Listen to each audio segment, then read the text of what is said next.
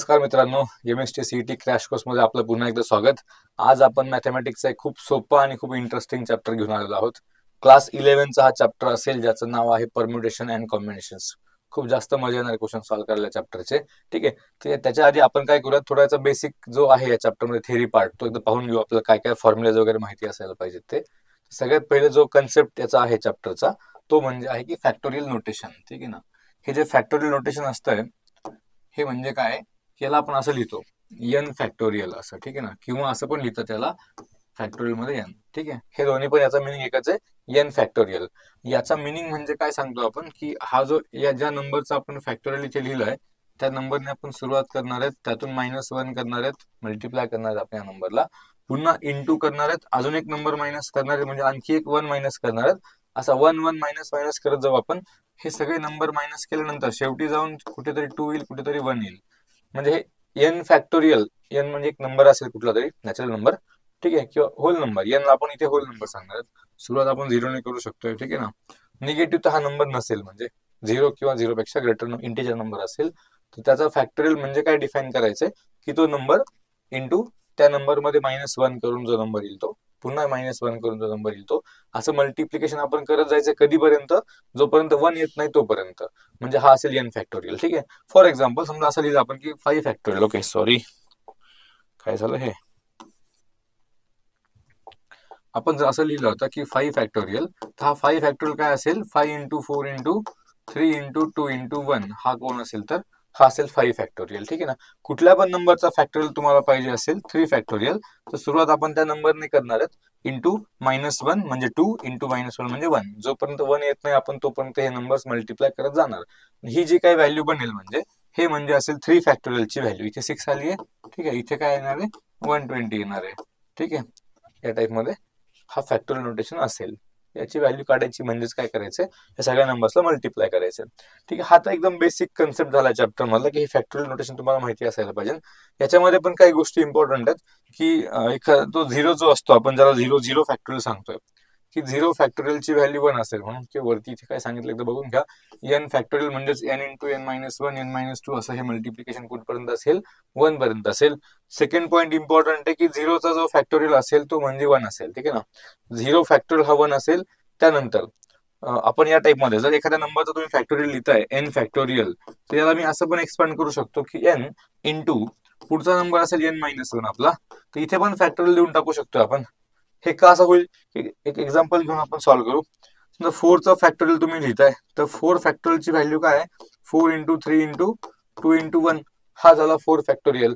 पण या 4 नंतर हे जे काही आहे 3 इंटू 2 इंटू 1, हे म्हणजेच काय, हे म्हणजेच 3 फॅक्टोरियल आहे। म्हणजे या 4 फॅक्टोरियलला मी असं पण लिहू शकतो की 4 फॅक्टोरियल म्हणजेच काय, 4 इंटू 3 फॅक्टोरियल। किंवा तुम्ही आणखी पण पुढे जाऊ शकता, असं पण लिहू शकता 4 इंटू 3 आणि नंतर हा 2च्या पुढे जो काय आहे तो काय 2 फॅक्टोरियल आहे, ठीक आहे। या टाइप मध्ये पण एक्सपांड करता येईल। जनरलाइज करून सांगितलं की N factorial is N into n-1 factorial और N into n-1 n-2 factorial, किंवा तुम्ही त्याला N into n-1 n-2 into n-3 factorial पण लिहू शकता। जिथपर्यंत आपल्याला त्याला एक्सपांड करायचं आपण तिथपर्यंत एक्सपांड करू शकतोय, तिथून पुढे फॅक्टोरियल लिहू शकतोय। इथपर्यंत एक्सपांड केलं, इथे फॅक्टोरियल लिहून घेतलं आपण, ठीक आहे ना। तर ज्या नंबर पर्यंत आपल्याला एक्सपांड करायचं तिथपर्यंत आपण एक्सपांड करायचं, त्यानंतर तो फॅक्टोरियल लिहायचा। हे का करू आपण, की जेव्हा जेव्हा कधी क्वेश्चन मध्ये गरज पडेल डिव्हिजन वाली, त्यावेळेस आपण हे करणार आहेत, तुम्हाला सांगेल क्वेश्चन सॉल्व्ह करताना, ठीक आहे। त्यानंतर एक्स फॅक्टोरियल आणि वाय फॅक्टोरियल इक्वल असतील तर आपण काय सांगायचं, एक्स आणि वाय इक्वल असतील बाबा, ठीक आहे, ओके। आणि factorial n is defined only for whole numbers. आपण मगाशीच बघितलंय की एन फॅक्टोरियल आपण जो लिहितो हा एन फॅक्टोरियल, याच्यामध्ये हा जो एन हा नंबर पाहिजे तो असायला पाहिजे होल नंबर, ठीक आहे। 0 किंवा पॉझिटिव्ह इंटिजर असेल, निगेटिव्ह चालणार नाही, ओके। तर हे इम्पॉर्टंट पॉईंट आहेत फॅक्टोरियल बद्दल। सगळ्यात जास्त महत्वाचा पॉईंट कुठे लक्षात काय ठेवायचं की 0 फॅक्टोरियलची व्हॅल्यू 1 असेल। आता एक काम करू, आपण काही व्हॅल्यूज आपण लर्न करून ठेवूयात, म्हणजे आपण क्वेश्चन सॉल्व्ह करताना पुन्हा पुन्हा आपल्याला सगळं हे काम नाही करावं लागणार। की 0 जो फॅक्टोरियल असेल तो म्हणजे 1, 1चा फॅक्टोरियल तो म्हणजे पण 1, 2 फॅक्टोरियल इज 2 इंटू 1, म्हणजे हा पण ह्याची व्हॅल्यू 2 असेल, ही 1 1 2। त्यानंतर 3 फॅक्टोरियल काय असेल, 3 इंटू 2 इंटू 1, याची व्हॅल्यू काय मिळणार आहे, 6 मिळणार आहे। 4चा फॅक्टोरियल जो होईल हे सगळं असं मल्टिप्लाय करून 4 3 2 1, याची व्हॅल्यू 24 होणार आहे। 5 फॅक्टोरियल पण आपण लर्न करूयात, 5 इंटू 4 इंटू 3 इंटू 2 इंटू 1, याची व्हॅल्यू बनते 120. 6 फॅक्टोरियल पण आपण लक्षात ठेवूयात. 6 फॅक्टोरियल म्हणजे असं होईल 6 5 4 3 2 1 यांचं मल्टिप्लिकेशन, आणि हे बनतं आपलं किती 720. तर हे 6 फॅक्टोरियल पर्यंत आपण लक्षात ठेवूयात.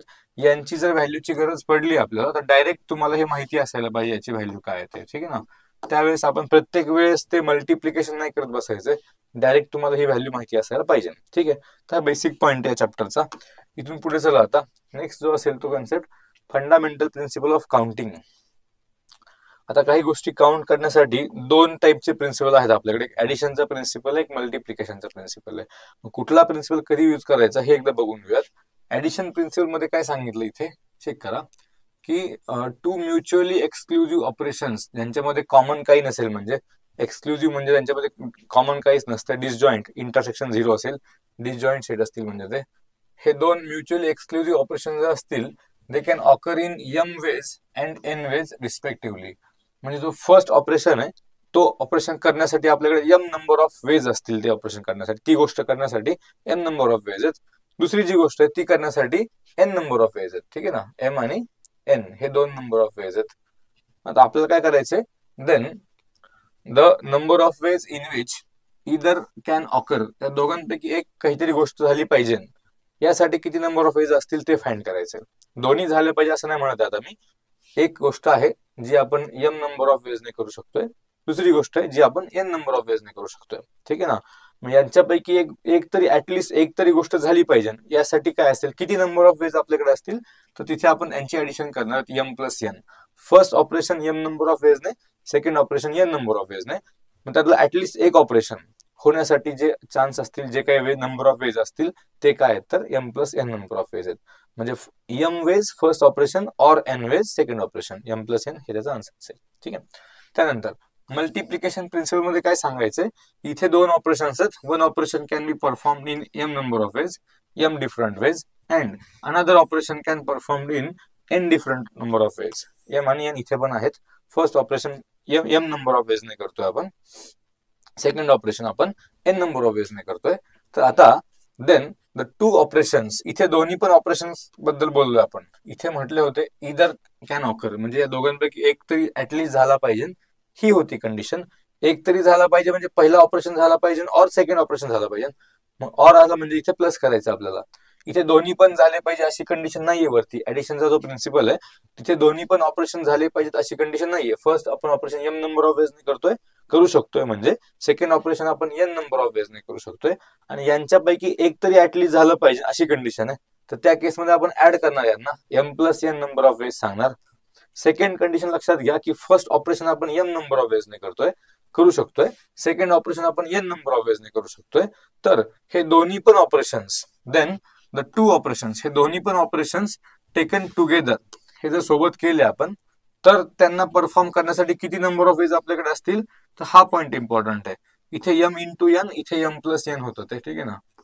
दोन्ही ऑपरेशन जर सोबत करायचे असतील, म्हणजे दोन्ही पण ऑपरेशन कंपल्सरी झाले पाहिजे अशी कंडिशन असेल, तर आपण त्या दोघांचे नंबर ऑफ वेज मल्टिप्लाय करून सांगणार आहेत. दोघांपैकी एक तर झाला, ऍटलीस्ट एक तरी झाला पाहिजे अशी कंडिशन असेल तर आपण त्यांची ऍडिशन करून सांगणार आहेत, ठीक आहे. हा पॉइंट आहे. ओके, मग आता इथे एक्झाम्पल दिलं की नंबर ऑफ, हे सांगितलंय पॅन्ट्स, पॅन्ट दोन टाईपच्या पॅन्ट आपल्याकडे आहेत. तुम्हाला ड्रेस, समजा बाहेर जायचं कुठेतरी तुम्हाला ड्रेस घालायचा, तर दोन टाईपचे पॅन्ट आहेत, पॅन्ट 1 आणि पॅन्ट 2. तर पॅन्ट 1 सोबत आपण काय करू शकतो, 3 कॉम्बिनेशन पॉसिबल आहेत. 3 शर्ट आहेत तुमच्याकडे, 2 पॅन्ट आहेत, किंवा पॅन्ट 2 सोबत आपल्याकडे 3 कॉम्बिनेशन पॉसिबल आहेत, ठीक आहे. म्हणजे असं आपल्याला पाहिजे असेल की किती नंबर ऑफ वेजने आपण तो ड्रेस करू शकतो तयार, तर इथे काय होईल की फर्स्ट पॅन्ट सोबत 3 नंबर ऑफ वेज और सेकंड पॅन्ट सोबत 3 नंबर ऑफ वेज, म्हणजे हे 3 और हे 3 असे आपल्याकडे 6 ऑप्शन्स असतील ड्रेस चॉईस करण्यासाठी. समजते ना, की जर पॅन्ट 1 तुम्ही सिलेक्ट केली असेल तर त्या पॅन्ट 1 सोबत तुमच्याकडे 3 शर्ट आहेत, हे 3 कॉम्बिनेशन पॉसिबल आहेत, और पॅन्ट 2 सोबत आपण 3 कॉम्बिनेशन पॉसिबल होऊ शकतात. म्हणजे टोटल काय होईल इथे 6 नंबर ऑफ वेजने आपण तो ड्रेस सिलेक्ट करू शकतोय. हे एक एक्झाम्पल छोटंसं झालं, ठीक आहे. इथे असं कंपल्सन नाही की पॅन्ट 1 पण सिलेक्ट झाली पाहिजे आणि पॅन्ट 2 पण सिलेक्ट झाली पाहिजे, असं नाही करायचं ना. एकच पॅन्ट सिलेक्ट होणार आहे आणि त्या एका पॅन्ट सोबत आपल्याकडे 3 चॉईसेस शर्टच्या, म्हणजे हे 3 ऑप्शन आपल्याकडे 3 नंबर ऑफ वेजने आपण हा ड्रेस सिलेक्ट करू शकतो पहिल्यावाला. और ही पॅन्ट सिलेक्ट जर नाही केली आपण तर सेकंड पॅन्ट सिलेक्ट करणार, म्हणजे ऑर आहे आता इथे, फर्स्ट पॅन्ट और second pant. Second pant select करून ड्रेस चॉईस करण्याचे काय किती चान्स असतील, ते किती नंबर ऑफ वेज आहेत, तर तिथे पण 3 नंबर ऑफ वेज आहेत. पण टोटल नंबर ऑफ वेज किती आपला ड्रेस चॉईस करण्यासाठी, तर हे 3 प्लस हे 3 म्हणजे 6 नंबर ऑफ वेज असतील. ठीक आहे, याच्यामध्ये असं आपण करू शकतो. Okay, next question, next point कडे चला. जो पुढचा जो इम्पॉर्टंट पॉईंट आहे चॅप्टर मधला, तो म्हणजे आहे परम्युटेशन. ठीक आहे, हे परम्युटेशन म्हणजे काय असतं, तर याचा मिनिंग असतो अरेंजमेंट्स. परम्युटेशन म्हणजेच काय असेल, अरेंजमेंट्स. आपण इथे अरेंज करणार गोष्टींना.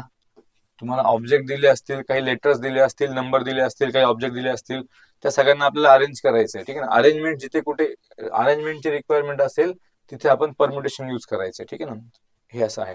कॉम्बिनेशन हा पार्ट वेगळा, तो नंतर पाहू आपण काय तो. पण जिथे कुठे अरेंजमेंटची गरज पडेल तिथे आपण काय यूज करणार आहेत, परम्युटेशन यूज करणार आहेत. ठीक आहे, आता यांनी सांगितलं की permutation when all objects are distinct. पहिली जी कंडिशन आहे तिथे काय केलं आपण, की सगळ्याचे सगळे ऑब्जेक्ट, जे काही ऑब्जेक्ट आपल्याला गिव्हन असतील ज्यांना आपल्याला अरेंज करायचे, ते सगळे डिफरंट आहेत, डिस्टिंक्ट आहेत. तर त्या केसमध्ये काय होईल, की हा तो फॉर्म्युला तयार होणार आहे, की जर तुमच्याकडे n नंबर ऑफ ऑब्जेक्ट असतील, n नंबर ऑफ ऑब्जेक्ट्स, ठीक आहे ना, ते पण हे ऑब्जेक्ट काय आहेत, डिस्टिंक्ट आहेत. डिस्टिंक्ट, हे डिस्टिंक्ट आहेत म्हणजे हे डिफरंट ऑब्जेक्ट्स आहेत. प्रत्येक ऑब्जेक्ट वेगळा काहीतरी, आयडेंटिकल कोणीच नाहीये. आणि n ऑब्जेक्ट मधून तुम्हाला इथे काय सांगितलंय, इथे ए च्या ऐवजी आर पाहिजे होता, सॉरी आर. n ऑब्जेक्ट मधून तुम्हाला आर ऑब्जेक्ट्स अरेंज करायचे. ठीक आहे, ऑब्जेक्ट्स अरेंज करायचे. टोटल n ऑब्जेक्ट आहेत, हे टोटल ऑब्जेक्ट आहेत, हे टोटल ऑब्जेक्ट झाले n.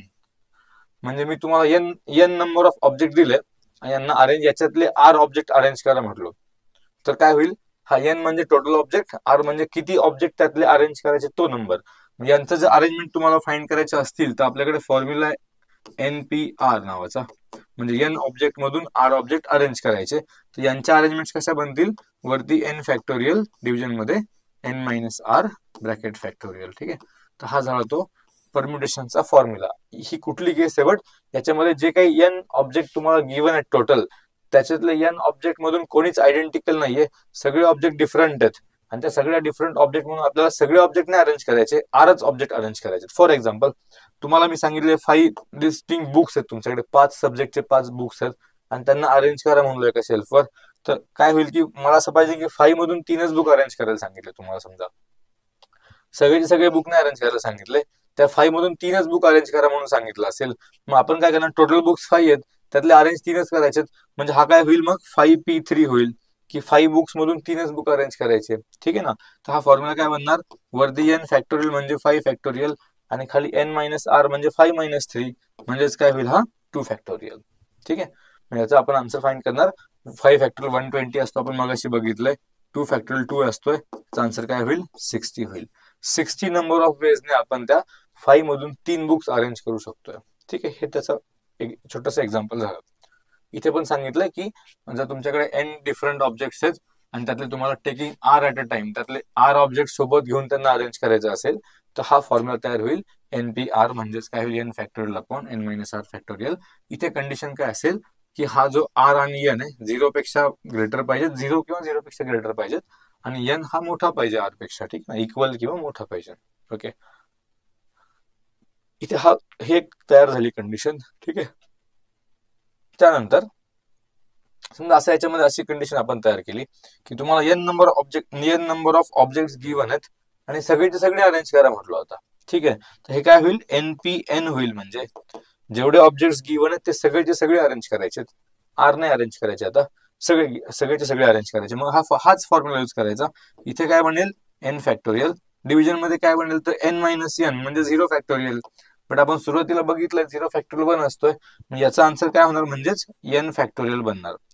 हा एक पॉइंट इम्पॉर्टंट आहे आता आपल्यासाठी, की जर n ऑब्जेक्ट गिव्हन आहेत आणि सगळेचे सगळे अरेंज करायचे असतील तर NPN हा फॉर्म्युला बनणार.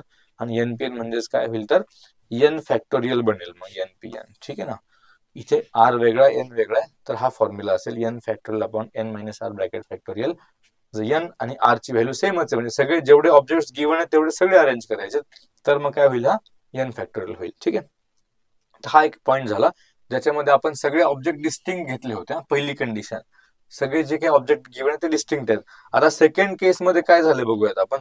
सेकंड केस मध्ये काय म्हणतात, परम्युटेशन विथ रिपिटेशन अलाउड. आणखी ओके, इथे अजून एक पॉईंट होता वरच्या क्वेश्चन मध्ये की याच्यात रिपिटेशन अलाउड नव्हतं. तुमचं समजा असं काहीतरी केलं मी 1 2 3 4 5 हे नंबर तुम्हाला सांगितले, असं म्हणलो की याच्यातले मला 3च नंबर अरेंज करायचे, 3च नंबरचे अरेंजमेंट पाहिजेत किंवा 3 डिजिटचे नंबर बनवायचे. नंबर बनवायचे म्हणजे नंबर्सला अरेंज करायचं डिफरंट डिफरंट पोझिशन मध्ये, म्हणजे अरेंजमेंट झाली.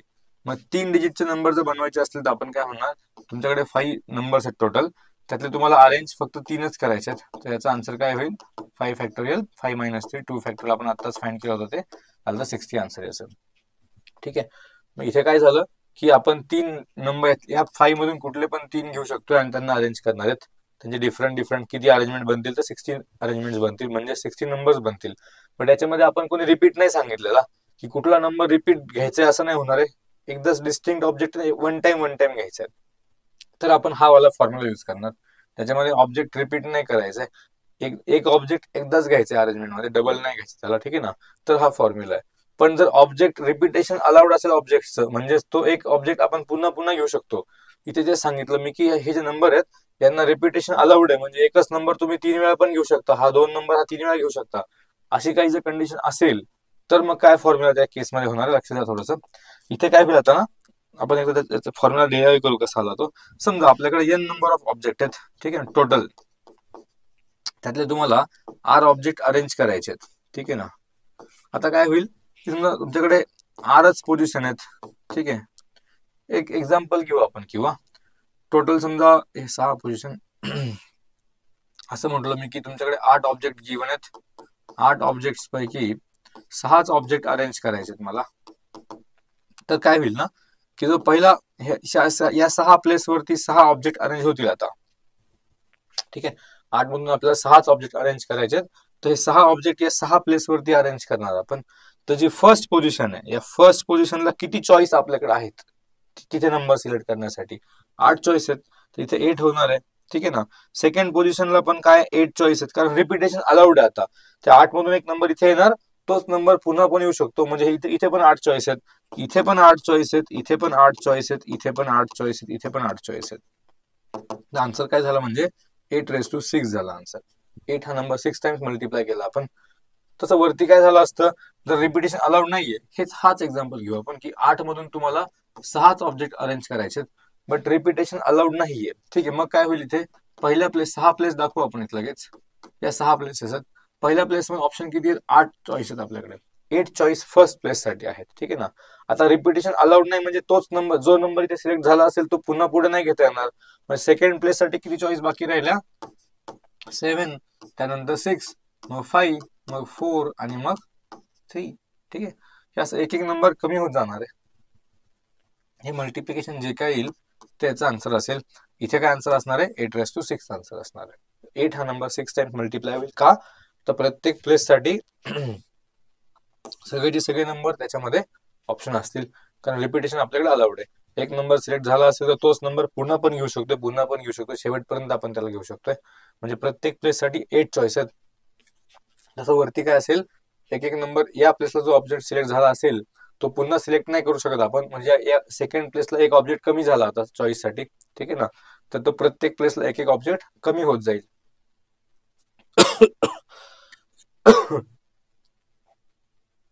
सॉरी. ठीक आहे. तर हे झालं विदाउट रिपिटेशन हा formula. With repetition n⁻r. n object आपल्याकडे टोटल असतील आणि आपल्याला 8 त्यातले अरेंज करायचे, तर n⁻r हा फॉर्म्युला तयार झाला. ठीक आहे. नेक्स्ट स्लाइडवर जाऊ आपण. Arrangements with 2 specified objects together. जर तुम्हाला काही object n number of object सांगितले असतील, इथे वाचू आपण काय ते, the number of arrangements of n different objects. n different objects आहेत, डिफरंट ऑब्जेक्ट्स आहेत सगळे, आणि taken all at a time. सगळेचे सगळे आपल्याला सोबत घ्यायचे आहेत. When 2 specified objects always come together. त्यातले 2 जे स्पेसिफाईड ऑब्जेक्ट असतील, हे स्पेसिफिक सांगितलं असेल कोण 2 पाहिजेत ते, हा त्यांच्याबद्दल बोलतो आपण.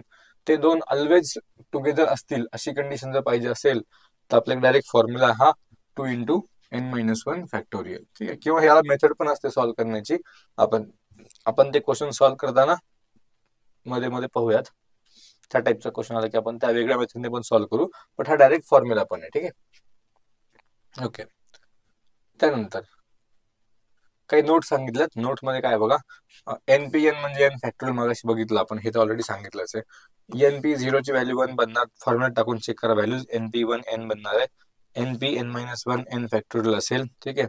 त्यानंतर NPR आणि n-1 पाहिजे होतं, हे n-PR आणि हे प्लस जे असेल ते इथे काहीतरी मला वाटतं. Okay, NPR equals to n-1 PR into R into n-PR-1, हे सगळं इक्वल असणार एकमेकांना. थोडस टायपिंग मिस्टेक झाली आहे, n पॉवर मध्ये, इथे पण n पॉवर मध्ये. ठीक आहे. त्यानंतर this formatting makes the text easier to read the. Okay, काय हरकत नाही, हे आपण काय गरज नाही, आपली टेक्निकल नाही काही. नेक्स्ट क्वेश्चन मध्ये जाऊयात, नेक्स्ट स्लाइडवर जाऊयात, सॉरी. ओके, हे आता हे झालं परम्युटेशन बद्दल बोललो आपण. पण हे जे काही आपण अरेंजमेंट्स केल्या, ह्या होत्या लिनियर अरेंजमेंट्स, म्हणजे आपण एका लिनियरली यांना अरेंज करणार आहेत. ठीक आहे ना, असं काहीतरी. सेकंड जो पार्ट त्याच्यामध्ये म्हणतात ते सर्क्युलर परम्युटेशन, म्हणजे आपण ऑब्जेक्टला अरेंज सर्क्युलर, एका सर्कल मध्ये अरेंज करायचे. एक टेबल असेल किंवा जे काही असेल ते, त्या सर्क्युलर अरेंजमेंट्स करायचे तयार आपल्याला. एका सर्कल वरती अरेंज करायचे नंबर ऑफ ऑब्जेक्ट्स, जे काही ऑब्जेक्ट तुम्हाला गिव्हन असतील ते ऑब्जेक्ट्स काय करायचे, एका सर्कल वरती अरेंज करायचे. सर्कलवर अरेंज करताना प्रॉब्लेम काय होतो की, समजा असं केलं, तुम्हाला मी ABCD असं काहीतरी सांगितलं की ABCD हे ऑब्जेक्ट आपल्याकडे आहेत. मी एक अरेंजमेंट सांगितली की ABCD, किंवा सेकंड अरेंजमेंट सांगितली मी की BCDA. ठीक आहे. तर असं दिसतं, इथे दिसताना हे दिसतं डिफरंट अरेंजमेंट आहे, कारण सुरुवातीला A, नंतर BCD, इथे सुरुवातीला B आहे, मग C, मग D आहे, मग A.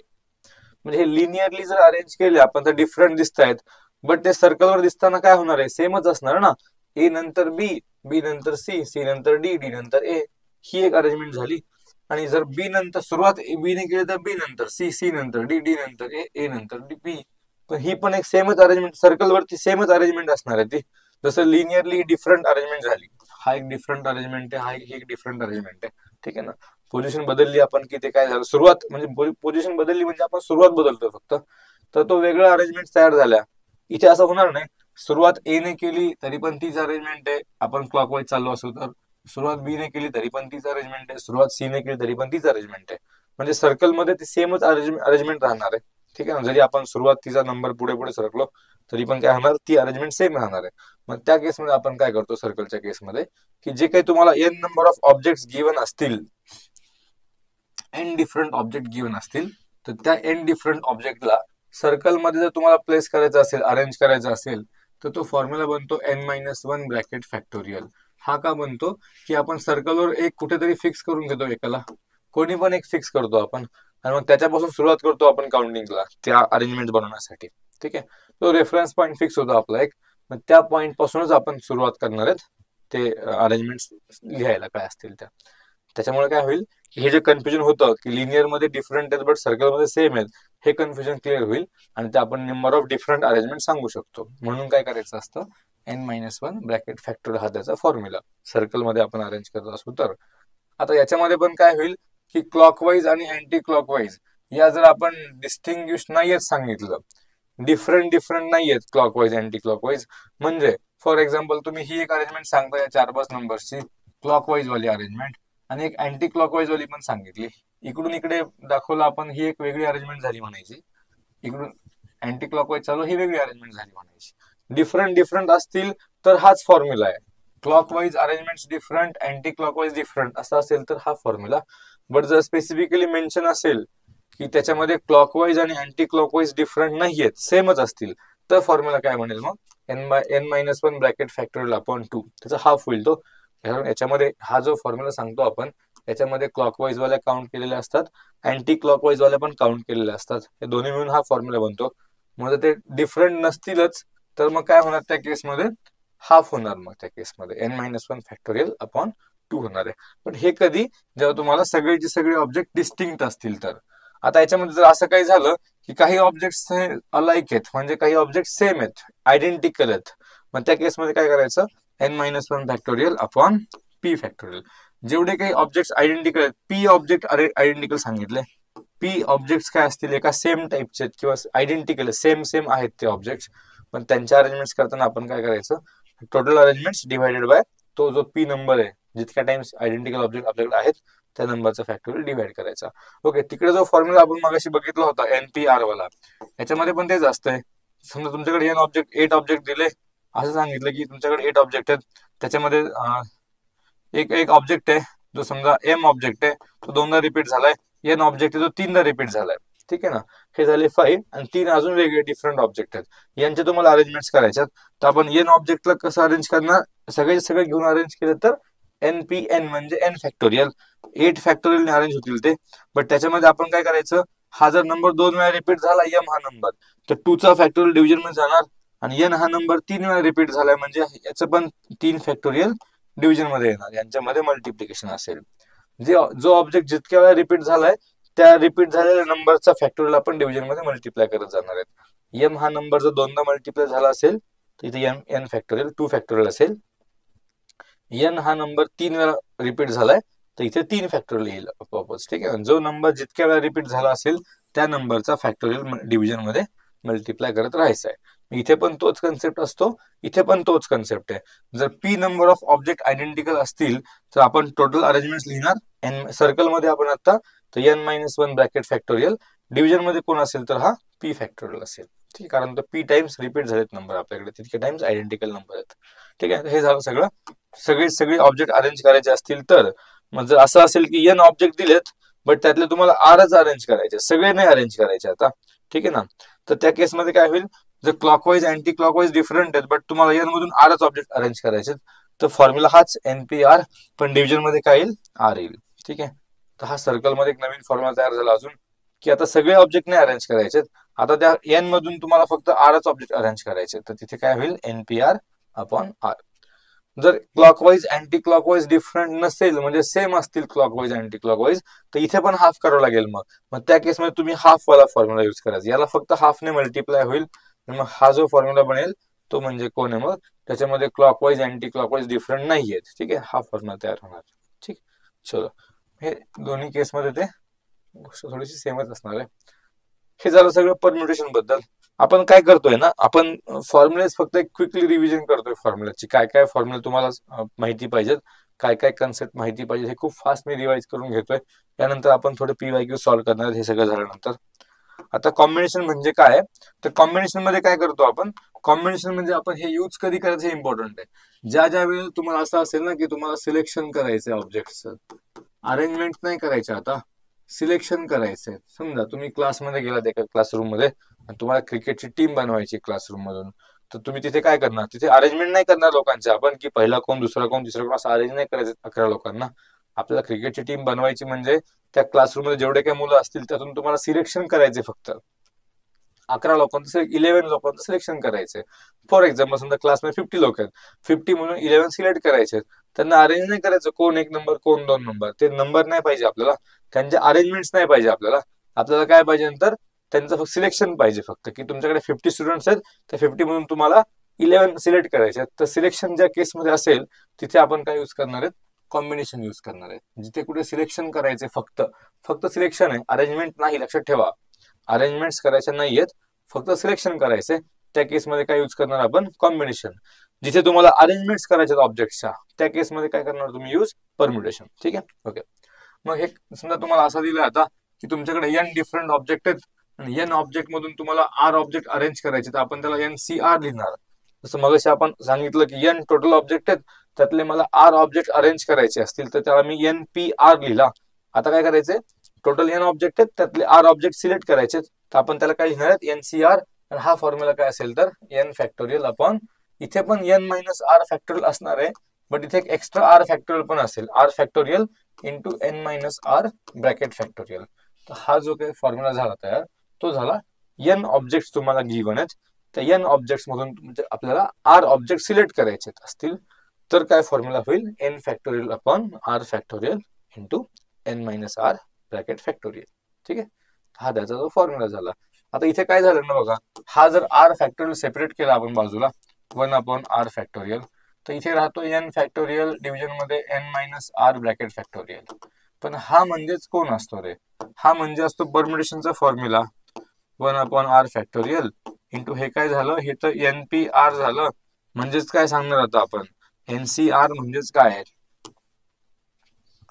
1 upon R factorial into p n r, म्हणजेच परम्युटेशनचा फॉर्म्युला, ठीक आहे. तर इथे फक्त हा 1/r फॅक्टोरियल एक्स्ट्रा असेल, बाकी फॉर्म्युला तो सेमच असेल परम्युटेशनचा. याला मल्टिप्लाय होईल 1/r फॅक्टोरियल. ठीक आहे ना. या टाईपमध्ये मग आपल्याला याच्यामध्ये एक्सपान्शन करता येईल. आता याच्या काही प्रॉपर्टीज असतात या फॉर्म्युलाच्या, प्रॉपर्टीज ऑफ कॉम्बिनेशन. हे जे काही आपण वापरतोय फॉर्म्युला कॉम्बिनेशनचा, हा वाला फॉर्म्युला NCR फॉर्म्युला, याच्या काही प्रॉपर्टीज आहेत ज्या लक्षात ठेवाव्या लागतील तुम्हाला. ठीक आहे. तर सगळ्यात पहिली प्रॉपर्टी काय आहे की NCR ची जी व्हॅल्यू मिळेल ती ऑलवेज नॅचरल नंबर असणार आहे. ठीक आहे. 1 2 3 4 इंटिजर असेल काहीतरी पॉझिटिव्ह. नंतर NC0 आणि NCN यांची व्हॅल्यू 1 असते, NC1 ची व्हॅल्यू n असते. ठीक आहे. लक्षात ठेवावं लागेल. त्यानंतर NCR आणि NCN-R यांची व्हॅल्यू इक्वल असणार आहे. हे इम्पॉर्टंट आहे आपल्यासाठी. इकडे लिहितो बाजूला परत एकदा की NCR आणि NCN-R या दोघांची व्हॅल्यू काय असेल, इक्वल असेल. फॉर एक्झाम्पल समजा असं लिहिलं की 8C5 आणि 8C3 या दोघांची पण व्हॅल्यू इक्वलच असणार आहे. का इक्वल असणार आहे? कारण हा 3 म्हणजेच कोण आहे, 8 - 5 आहे. आपण ते सांगितलं तर की इथे R म्हणजे 5 घेतला आपण, तर NCR आणि NCR-N-R 8 - 5 दोघांची व्हॅल्यू काय असणार आहे, इक्वल असणार आहे. म्हणजे जी व्हॅल्यू NC5 ची येईल तीच व्हॅल्यू 8C3 ची येणार आहे. ठीक आहे. लक्षात ठेवा, हा इम्पॉर्टंट पॉईंट स्टार मी याला केलाय. त्यानंतर इक्वेलिटी पण सांगितली यांनी. इक्वेलिटी काय असते की NCX = NCY जर असेल, दोन जर कॉम्बिनेशन असे असतील की NCX, सॉरी मी चुकीचं लिहिलंय, ठीक आहे, NCX, सॉरी काय होतं हे, NCX आणि NCY हे जर इक्वल दिले असतील तर हा X आणि Y एकतर इक्वल, एक कंडिशन अशी होईल की ते दोन कॉम्बिनेशन इक्वल आहेत, वरती नंबर पण इक्वल आहेत, ऑब्जेक्ट N, तर हे X आणि Y पण इक्वल असायला पाहिजेत. फर्स्ट केस तर ही झाली की X आणि Y इक्वल असतील. दुसरी केस काय बनू शकते की हे इक्वल आहेत किंवा यांची सम N असेल मग, किंवा ऑर दुसरी कंडिशन काय सांगणार मी की X + Y = काय असणार आहे, N असणार आहे. तर हे इम्पॉर्टंट सेकंड वाला पॉईंट हा सुद्धा, की जर दोन कॉम्बिनेशन आपल्याला इक्वल दिले असतील NCX = NCY, तर इधर एकतर X आणि Y इक्वल असायला पाहिजेत, और X + Y ची सम काय असायला पाहिजे, तो वरचा जो नंबर आहे N तो असायला पाहिजे. हे दोन कंडिशन असू शकतात जर दोन कॉम्बिनेशन इक्वल असतील तर, इधर हे तर इक्वल असतील और यांची सम काय असेल, N असेल. ठीक आहे. तर ह्या प्रॉपर्टीज आहेत, या प्रॉपर्टीज इम्पॉर्टंट असतात, क्वेश्चन सॉल्व्ह करताना आपल्या कामाला येतील. त्यानंतर याच्यामध्ये पण काही फॉर्म्युले सांगितलेत की जर असं असेल, आता हा एक फॉर्म्युला इम्पॉर्टंट आहे. ठीक आहे. हा फॉर्म्युला इकडे बाजूला लिहितो, तिथे थोडस पॉवरचा प्रॉब्लेम झालेला टाईप करताना. जर असं असेल आपल्याकडे की NCR + NCR+1 किंवा R-1 लिहिलेले. ठीक आहे. आपण पण हा R-1 मध्येच लिहूयात. म्हणजे काय पाहिजे बघा, दोन कॉम्बिनेशनची ऍडिशन पाहिजे, सम पाहिजे दोघांची. दोघांच्या मध्ये पण हा जो वरचा N आहे तो सेम असायला पाहिजे, N आणि N. फक्त इथे काय कंडिशन आहे की हा R आणि हा R-1 आहे, दोन कॉन्झिक्युटिव्ह नंबर्स आहेत. म्हणजे एक नंबर R असेल तर दुसरा नंबर काय आहे, R-1, दोन कॉन्झिक्युटिव्ह नंबर्स आहेत. तर ही जी सम असेल ती सम काय बनणार आहे, हिचा फॉर्म्युला असा आहे की वरती आपण N+1 करायचं C, आणि या R आणि R-1 यांच्यापैकी कोण सिलेक्ट करायचा, तर जो मोठा असेल तो नंबर सिलेक्ट करायचा. तर मोठा कोण आहे, R मोठा आहे की R-1 मोठा आहे, तर R मोठा आहे. तर फॉर्म्युला काय बनेल मग, NCR + NCR-1 = N+1CR. ठीक आहे. वरती +1 करणार आपण N मध्ये, आणि खाली काय करणार, या दोघांपैकी जो मोठा असेल तो नंबर इथे लिहायचा आहे, मोठावाला नंबर. तर इथे आता R मोठा आहे म्हणजे R असेल. ठीक आहे. या टाइप मध्ये बनणार आहे.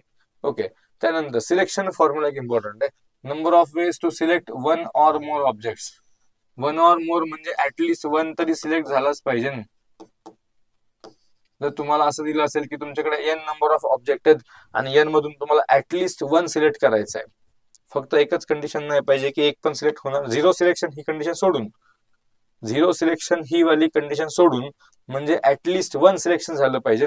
असं जर फॉर्म्युला तुम्हाला पाहिजे असेल तर तो फॉर्म्युला काय बनणार आहे, 2n-1 हा त्याचा फॉर्म्युला बनेल. ठीक आहे ना. ओके. त्यानंतर आणखी एक पॉईंट सांगितलं की मॅक्सिमम व्हॅल्यू ऑफ कॉम्बिनेशन. हे जे आपण NCR सांगतो याच्यामध्ये काय होऊ शकतं बघा, आता हे R च्या व्हॅल्यूज काय आहेत ना की 0 ने स्टार्ट होऊ शकतात, नंतर NC1 होईल, NC2 होईल, असं NCN पर्यंत आपण बनवू शकतो. हे जे कॉम्बिनेशन आहे ते आपण NC0 ने स्टार्ट करून आपण त्याला NCN पर्यंत बनवू शकतोय. हे जे काही व्हॅल्यू बनतील या सगळ्यांच्या, याच्यामध्ये मॅक्सिमम व्हॅल्यू कोणाची असेल ते बघायचं आपल्याला, किंवा ती कधी मॅक्सिमम असणार ते आपण सांगायचं फॉर्म्युला. ठीक आहे ना. तर जी पहिली केस आहे याच्यामध्ये काय सांगितलंय की हा जो एन आपण यूज करतो हा जर इवन नंबर असेल वरचा एन, हा जो एनसीआर लिहितो आपण याच्यामध्ये, हा जो एन आहे हा जर एन इवन असेल तर आपण काय सांगायचं की आर जो पाहिजे मॅक्सिमम व्हॅल्यू साठी बोलतोय आपण आता, की मॅक्सिमम व्हॅल्यू कुठे येईल तर ज्या पॉइंटला आर ची व्हॅल्यू n/2 असेल. म्हणजे असं एक एक्झाम्पल घेऊ आपण थोडंसं, की समजा असं आहे तुमच्याकडे 8 आहे n आणि जर मॅक्सिमम व्हॅल्यू कुठे असणार मग 8/2 म्हणजे 4. हा जो काही कॉम्बिनेशन तयार होईल याची व्हॅल्यू याच्या सगळ्यांमध्ये मॅक्सिमम असेल. हा एन 8C0 8C1 8C2 असा 8C8 पर्यंत तयार होणार. या सगळ्यांमध्ये मॅक्सिमम व्हॅल्यू कोणाची असेल तर 8C4 ची असेल.